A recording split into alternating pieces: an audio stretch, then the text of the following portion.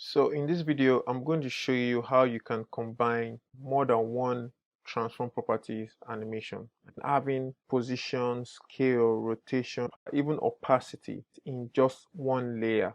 So I want this square to move from point A to point B, and as it's doing that, I want it to rotate and I also want it to scale. So let me just get to that. So the first thing I want to do is to click on my shape layer and then drag. I'm holding down shift like I did the other time to point A. Now to move has to do with positioning, so I'm going to press P. I'm going to set my keyframe at this point in 0 seconds. Then I'll go to 2 seconds because I want this to happen in 2 seconds. And then take your shape and move it to B. So you can do it this way, or let me undo that. Come to the value here and then drag on x-axis. So you have two different ways of achieving that. So if it's not moving really fast, hold down shift, it will really move fast.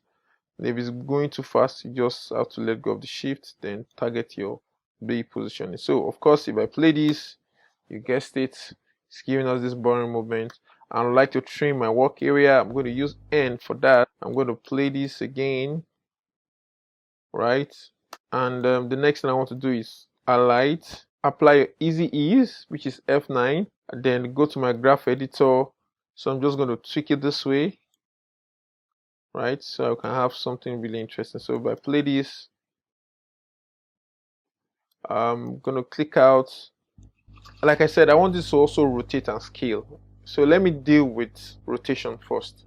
Now that we've done position, I want to introduce rotation, and we don't really want to start opening the shape up by going to rotation and all of that, right? So I'm going to press P again. Now if you want to introduce one other property without you seeing the rest, the shortcut for rotation is R. So I'm going to hold down shift and press R. So immediately it gives the one that you have there presently and shows you the one that you're trying to introduce. So normally if I just press R, it will give me, press R again, it will give me the rotation. If I press P to give me position. But now if I want to introduce R, if I want to see R without P going away, I hold down shift and press R. So it will give me both position, it will maintain the position and then give me the rotation. So from here, I want it to rotate from here. So I want it to be 0 degrees from 0 seconds. Then when it gets to 2, I'm going to make it, so let me make it a complete turning, right? So let me put 360 here. So of course, if I put 360, this is going to count as 1. So instead of me putting 360, I could just put 1 value here. But let me play this now. Let's see what we have. Of course, the rotation is quite boring. So that's why it's giving us this boring movement. So I'm going to highlight this. I'm going to apply easy ease, graph editor, then do something similar to what I did the other time. Click, hold down shift so it will not snap away from that point. And drag, right? So let's play this now. So we have this, right? This is just to show you that you can combine, you can have more than one animation, more than one transform properties animated in one particular layer. In this case, we are dealing with the shape layer. So let me just add one more, which is the scale.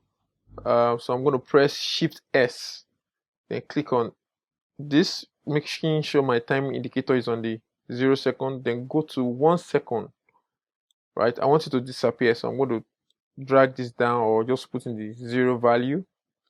Or better still, don't let me let it disappear. Let me just make it smaller. Let's put the value of 20.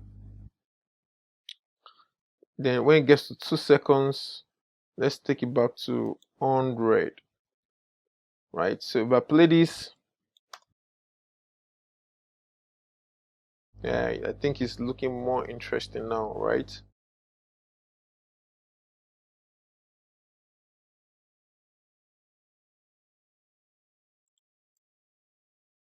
Just highlight this alone, then F9, go to my graph editor, then I'll tweak like I would want it to. So let's see. This is looking interesting actually. It's looking really interesting, but let me see if I can just still tweak it some more. So I want the situation by it's moving. So let's see what we have here.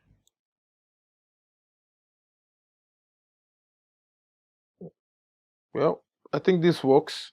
You can keep tweaking it to get what you really want, what you will really like to see. You will notice that I've not been, doing so much on opacity. It's actually the same principle, So I'll say you go into opacity as well, see what you can and do with opacity. Maybe you just add a bit of transparency or make it appear and disappear. I think it's all just the same logic. That's why I'm not touching that. I just want to leave that to you. See what you can do all by yourself with that. Now, that's been done. I also want to show you something. I can allow the position to appear first, and then rotation follows, and then scale follows.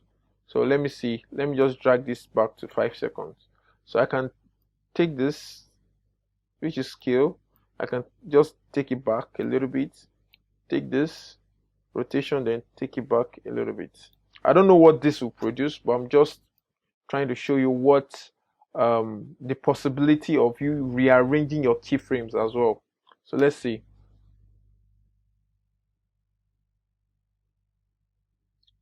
Right, it's not really looking interesting, but you get the gist.